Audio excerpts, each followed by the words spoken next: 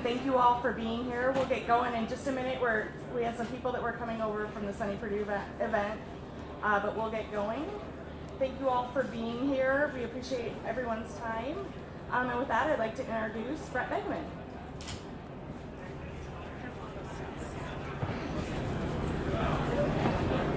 Thank you, Megan. This is just like climbing up in the hay barn, walking on hay bales. You know, they're not always that stable. Thank you all for being here this afternoon. Bob Ryder is here in front, and he's gonna join me for a few comments after I'm finished, and then we'll be happy to take a few questions. So thank you all for taking the time to be with us this afternoon. Just wanted to take advantage of the opportunity. You need to raise that up. How about that? Now can you hear me good? Okay. Wanted to take the advantage of being here at Farm Progress Show to do a couple of things. First of all, selfishly for me, there is no better place to be than out with a bunch of farmers talking about agriculture and hearing from them about the things that are going on. And second of all, having the opportunity to talk a little bit about our new company and our new path forward, as we've spent the last couple of years working with regulators around the world to bring together Bayer and Monsanto into the new Bayer crop science business. And I could not be more excited. I've agreed to become the Chief Commercial Officer, the Chief Operating Officer of Bayer Crop Science. And I am Brett Beckman. Some of you I know, I've seen around for a number of years, and some of you are new to me. A couple of things that I think as we move forward is not a lot has changed 8 days into the deal from what we've been telling our agricultural customers around the world that we intended to do.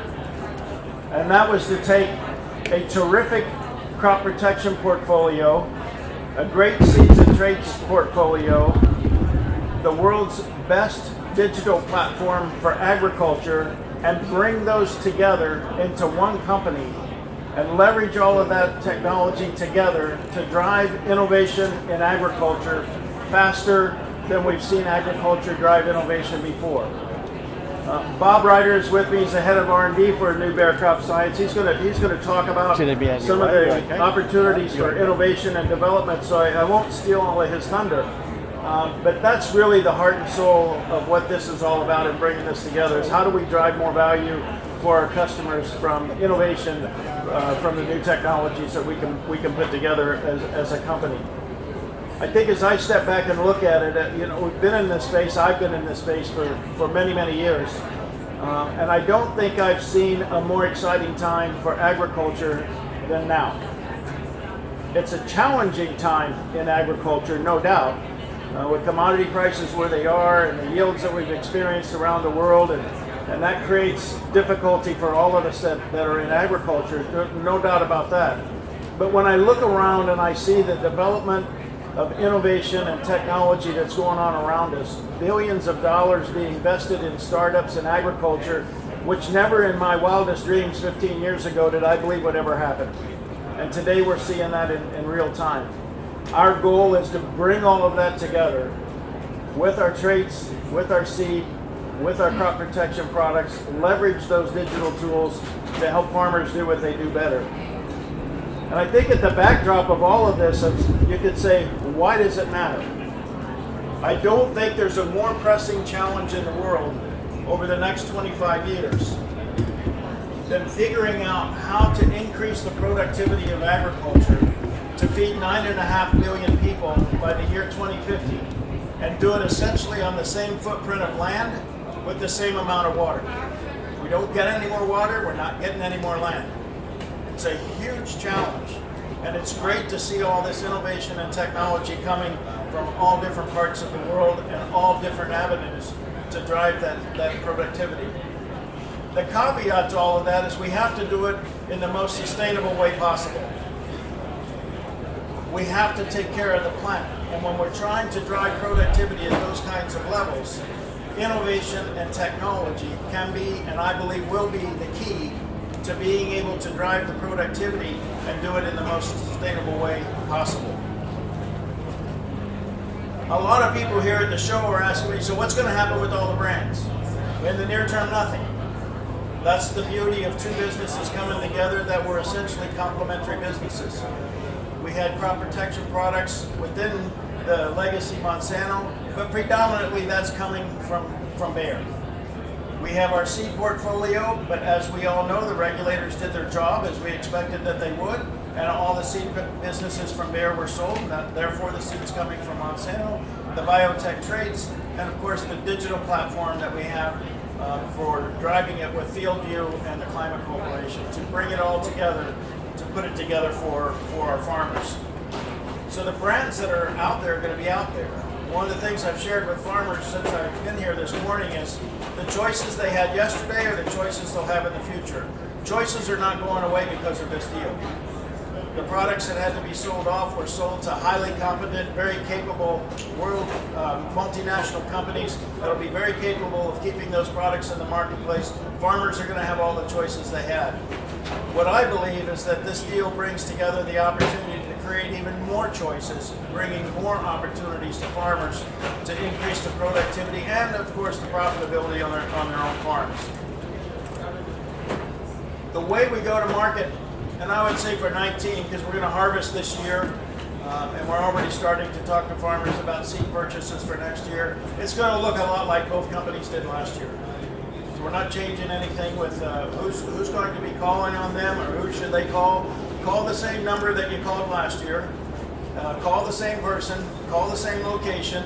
That's the way we'll be servicing the market in 19. We'll take our time. We'll be very methodical. We're going to talk to a lot of farmers.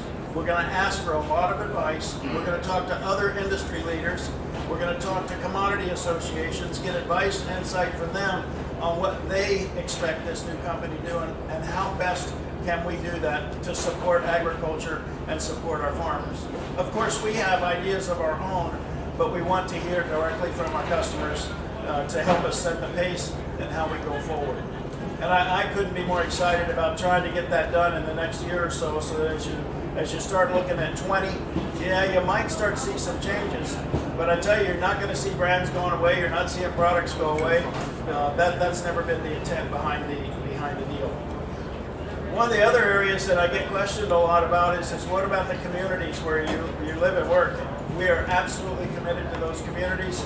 Of course, Bayer has operations across the United States and around the world. So do we.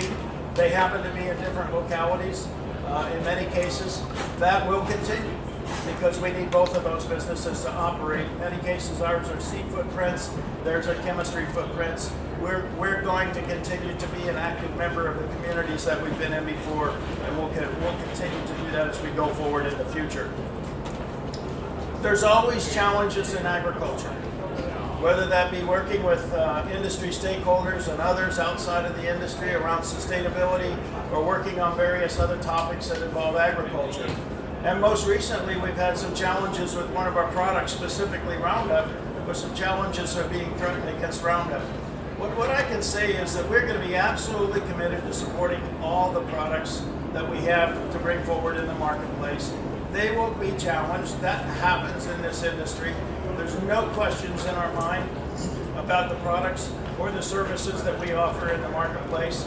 We welcome the questions. We welcome people's questions about our products, but we're going to continue to support those products and do everything we can to keep them available in the marketplace for farmers as they march into the future. I think one of the biggest opportunities we have as an industry is that we reach beyond our agricultural community to have more of our conversations. I think we do a pretty good job having conversations within our industry, but we don't reach outside of our industry enough. And I'd like to see us spend a lot more time, and we're going to champion some of that in Bayer. And we're going to encourage some of those conversations to go beyond the walls of agriculture. Let's talk to society. Let's engage in a conversation. Let's help people understand the incredible things that this industry has already done to drive sustainability in agriculture.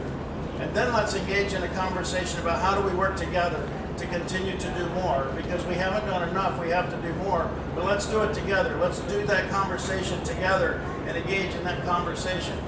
I think there's a lot of people out there that just want to be sure that what we're doing is sustainable, we're making good decisions, and and we believe that we are, and we have to share that conversation. I could not be more excited about agriculture. I could not be more excited about the opportunities for Bayer. I already explained all the new technology coming at agriculture, the innovation, et cetera, that's going to drive. You know, as I think about this, there's been moments in my career when I thought, man, I never thought agriculture was going to be this exciting. There was one moment in my life when my father was in his last days, and he pulled me aside and he said, you know what?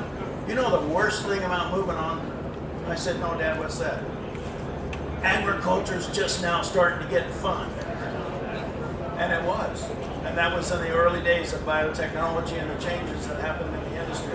I have to tell you, I'm more excited today than I was in the early days of biotechnology, because digital and digital transformation is going to change our industry for the better more than biotechnology did. And I can't wait to play a part in that with our new company and engage with farmers and help increase the productivity of agriculture. So with that, I'm going to turn it over to Bob Ryder for a few comments on innovation and the pipeline, and then both of us will join you for some questions. Bob?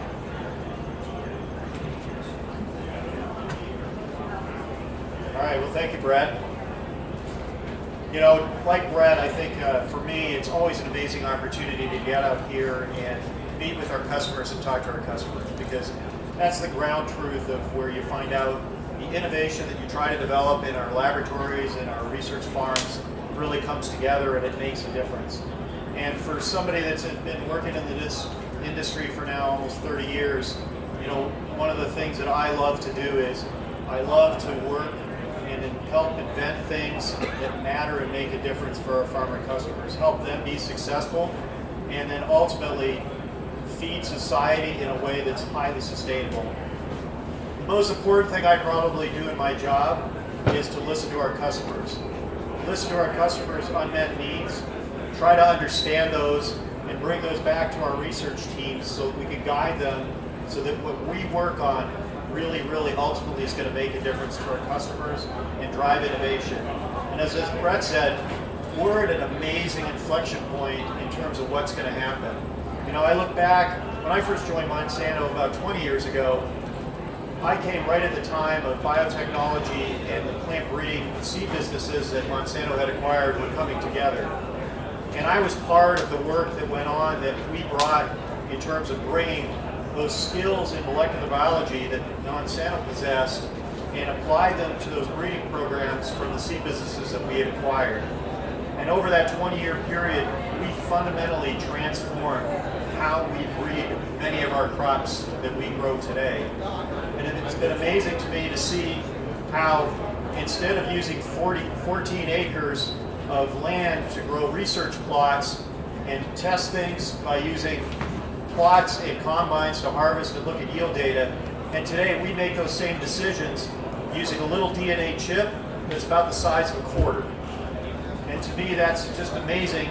You know, we today run our largest testing program in corn, for example, in the US. That first year of testing is conducted entirely in a laboratory, which is to me just an unprecedented thing to be able to do. And so my point is that only happens when you bring two different sciences together.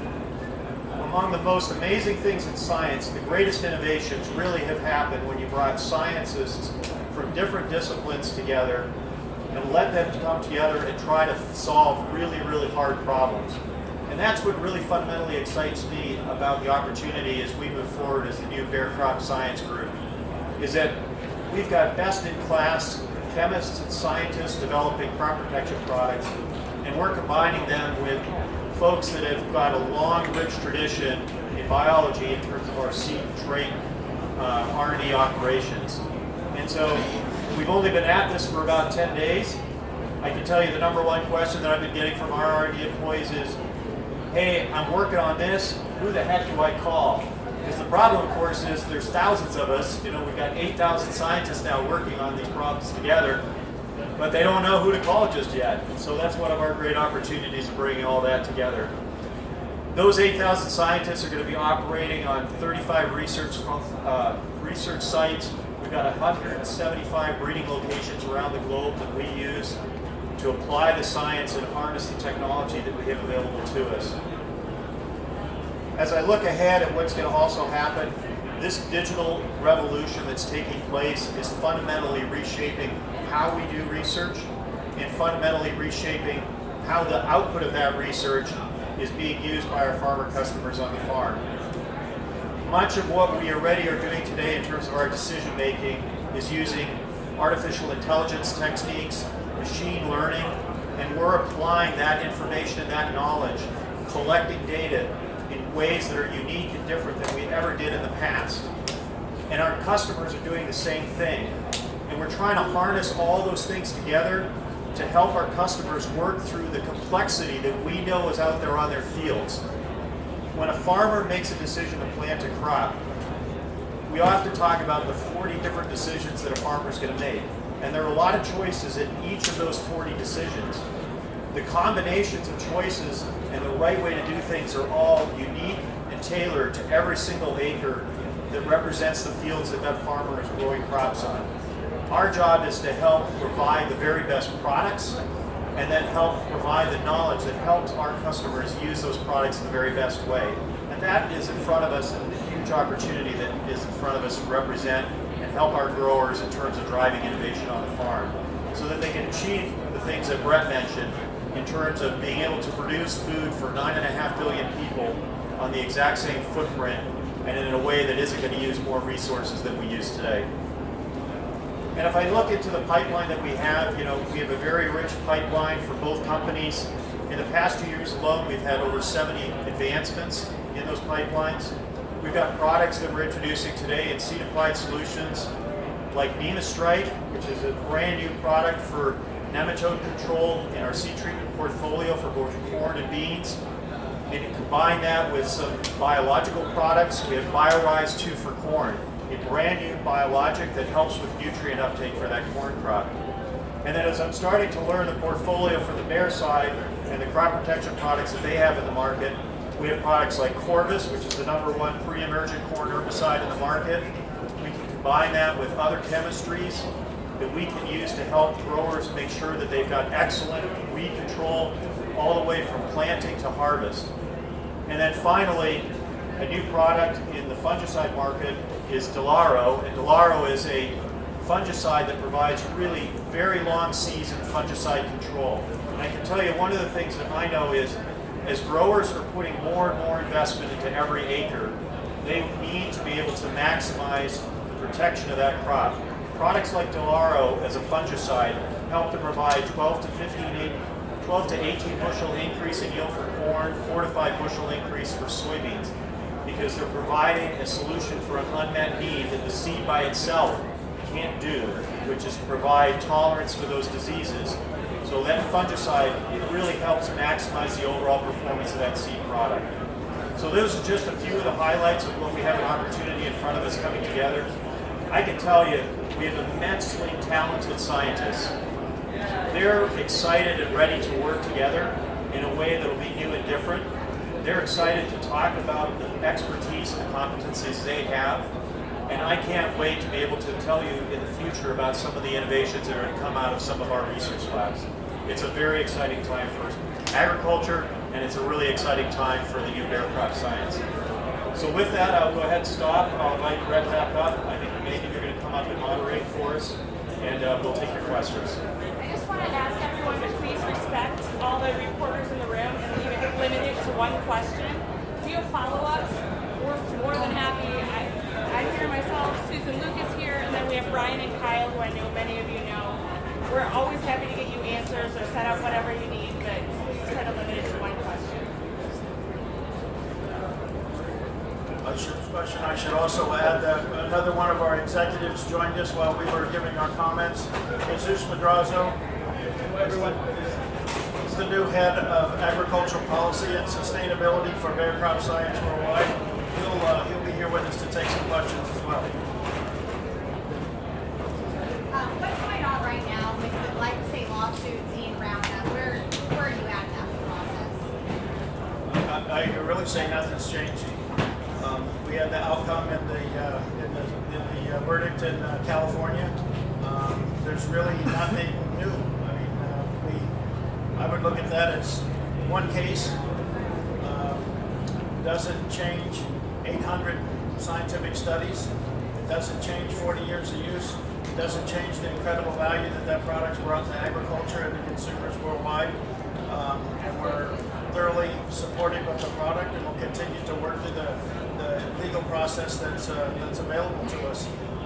It's a horrible and unfortunate situation with the plaintiff, Mr. Johnson. We have great sympathy for him and his family, but Roundup does not cause cancer. So Monsanto's took a lot of criticism for how it handled complaints and litigation surrounding cannabis specifically. Now that it's a new company, how is that going to change, the way you approach these issues and your tone and strategy? Yeah, so first of all, remember we've been together 8 days. But we also are taking the opportunity to engage in conversations about how we look to the future. And we're not spending a whole lot of time looking to the past. We're spending a whole lot of time looking to the future. And I would tell you that farmers have always been front and center and important to who we are, both companies, legacy companies. They will continue to be front and center of how we operate. How we did things this year was significantly different than how we did things last year.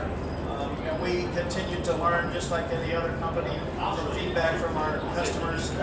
We'll continue to listen to that feedback, engage in that conversation, look at additional research, and move forward from there. Back in the back. What would you say is the biggest challenge for you now that's come out of this lawsuit? What's the biggest setback? I don't know that I would say anything about a setback. I look at this as this is a product that has a 40-year track record of bringing incredible value to farmers and to society. It's changed the way we farm. It's brought on a lot of the sustainability that we have in agriculture today. The science is crystal clear. There's no questions in the science. It's a horrible situation for an individual, which we sympathize with, but that's not the cause. And we'll continue to follow the process and work our way through it. And it's to me, what we have to focus on is not that one case, but on the importance of all the molecules that we have within the portfolio, all the products that we have, to continue to drive the innovation in agriculture so that we can feed everybody that's going to be with us in 2050. That is the focus of where we're headed. So there's no negative impact from this court decision for the company? Farmers are going to continue to buy Roundup, and we've seen absolutely no change in the business profile. Up here, and then I'll come to the back. Something that has been big around the Midwest was the Monsanto Fund and the America's Farmers Grow Program. Yeah, so that what you're speaking to is an effort that Legacy Monsanto had put in place. America's Farmers Grow Rural Education and America's Farmers Grow Rural Communities. Been going for a number of years. They've been fantastic programs. I've had the luxury of visiting with a lot of the schools and the communities where those have had an impact. And I always step back and say, as a kid that came from one of those rural communities, it's super cool to see a multinational company figure out how to get funds from their customers back into those communities to make a difference. And the commitment we have with Bayer is that we're going to continue to invest in those communities just like we've done in the past, and quite frankly, they have. For the near term, those programs are going to continue to operate. We don't anticipate that we're going to change those. Here's the caution that I always give to everyone on every question that speaks to the past and to the future. Whether these companies would have ever come together or not, there are things that both of us independently would have changed for the future, and there will continue to be change, and we will do things differently. I would suspect that the vast majority of them will have absolutely nothing to do with the fact that the two companies came together. It'll have to do with, we found a better idea on how we can do something in a community around the world and make a difference. But in the near term, we're absolutely committed to those programs. Nothing's going to change. In the back, and then we'll come over here. I just see it as a seed company, drink company, chemical company, but one of you mentioned digital transformation. the other one mentioned digital revolution. What is it you guys intend to be bringing that in the digital world that is going to be so transformational? So I'm going to take a shot at that, and then my technology wizard here Both of you mentioned is it. going to fill in for me. And I may have jumped over something in my remarks. I should have been more clear. So yes, we're bringing together the seeds and traits portfolio and the crop protection portfolio. But as part of Monsanto, we're also bringing in Climate and Field View, which is a digital platform where we already have in excess of 50,000 farmers participating in that platform today. We have millions and millions of farmer information in that platform.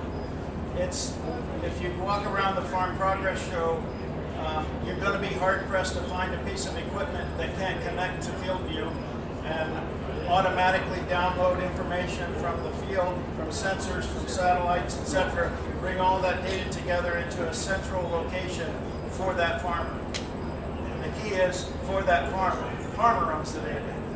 But from that data, we can draw insights looking at the data and help the farmer make better decisions as we go forward.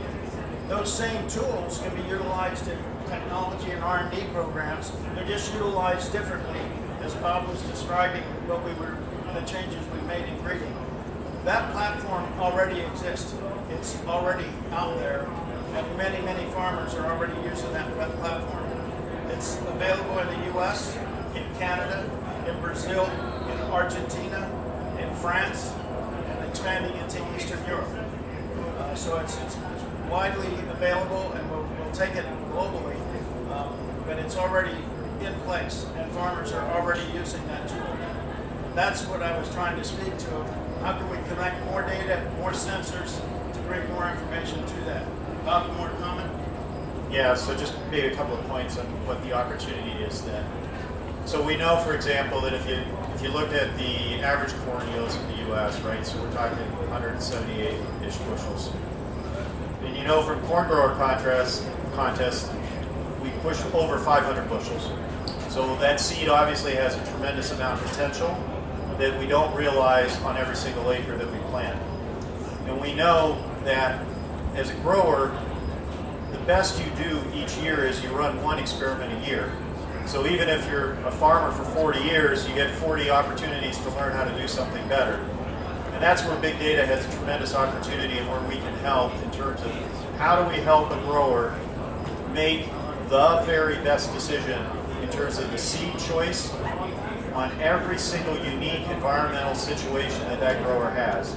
So the whole key in this, we talk about terms like precision ag. I like to use the answer tailored solutions, because what we're really talking about is every square meter is different, and the choices of what you do on that square meter make a difference. There have been studies, for example, that will suggest that even though we know the genetics that go onto that acre are important, and obviously how much rain and the environment all matter, there's probably about over 200 bushels of decision making still left that you have some control over that. So how do you help a grower, as opposed to trying to learn things on their own over 30 or 40 years, how do you accelerate that by using the power of all of this digital data and analytics, and combine that with putting the products together in combinations and ways that are absolutely custom and tailored to that individual location that each farmer is farming.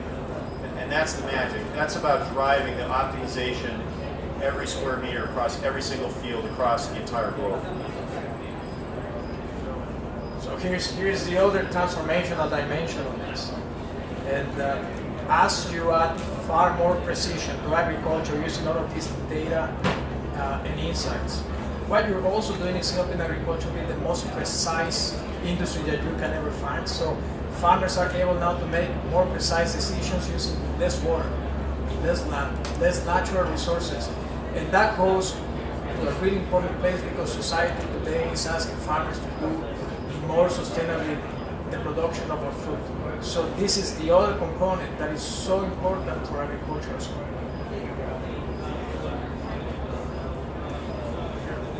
First of all, it's going to take me a while to get used to you wearing a different logo on your shirt. Me too. Since you mentioned, at least for the farmer, nothing's really changed from 2019. So, kind of help me understand, while you were waiting for the final approval, were you not allowed to have any discussions, with the sales staff that 2019 or consideration? Yeah, thank you. Yeah, I like this shirt. I almost slipped up once today, but maybe some of you didn't catch it, but I'm trying to say the right names, and I'll stay on that when I'll get up to speed. A couple of things, they're specific about the transaction that we didn't spend a lot of time talking about.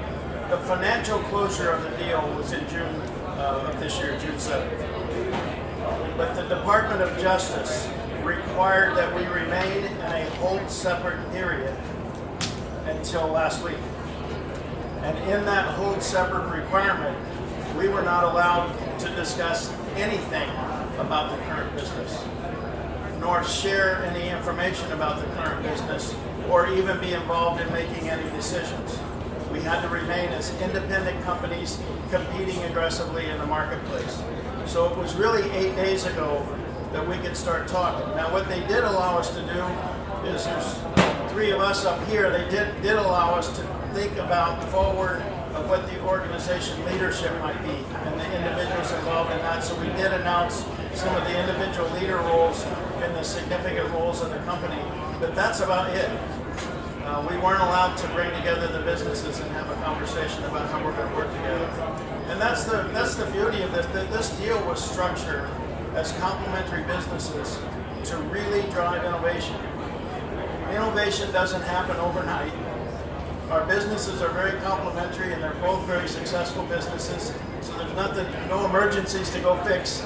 So we just continue to operate those 2 businesses and make absolutely sure that our farmer customers are served.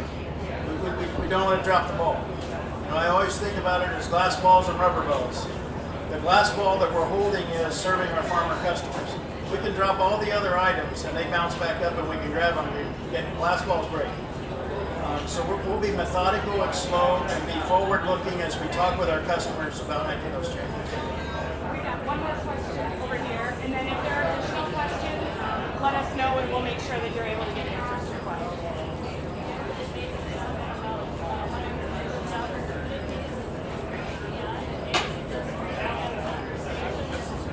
Sorry, Can't hear you. Stand up.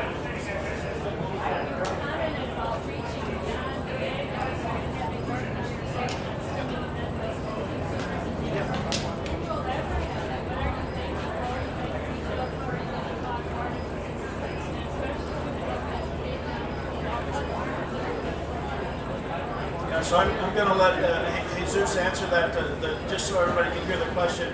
She mentioned that I made comments around reaching out to others in society to have a conversation about agriculture and how might we be thinking about doing that going forward in the future. Jesus? Thanks for your question. Here's the reality that we are experiencing in our industry. There's never been a time where we're seeing more innovation coming to our farmer customers. And agriculture has evolved into being one of the most socially innovative, collaborative, and really impactful industries around the world. Yet, the irony of this is that not many people know about our work. There's a lot of confusion, there's a lot of misinformation that only aggravates this. So we have a responsibility as a leader in this industry to lead that conversation with transparency, to lead that conversation to all of our stakeholder audiences, including consumers, that today are getting a lot of information from many different sources and are confused, quite frankly, about what we do in agriculture. They don't know the length that we go to drive sustainability on the farm. How do we help our communities? How do we really help secure food security for our work?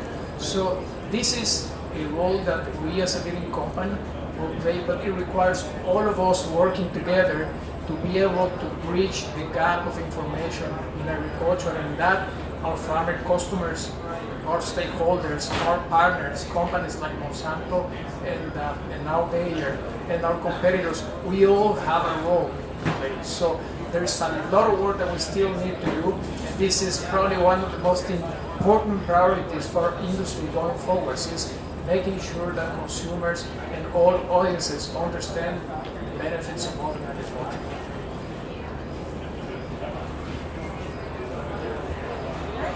Sorry we have to cut it off there. You've had your hand up in the back. I'll catch you when we get down because we got to clear here. But thank you again for your time this afternoon. Really appreciate you being here. Some of us going to be around here. If you got follow-up, we got the team can help with any of that as well. Thank you very much and enjoy the rest of your farm gardening show.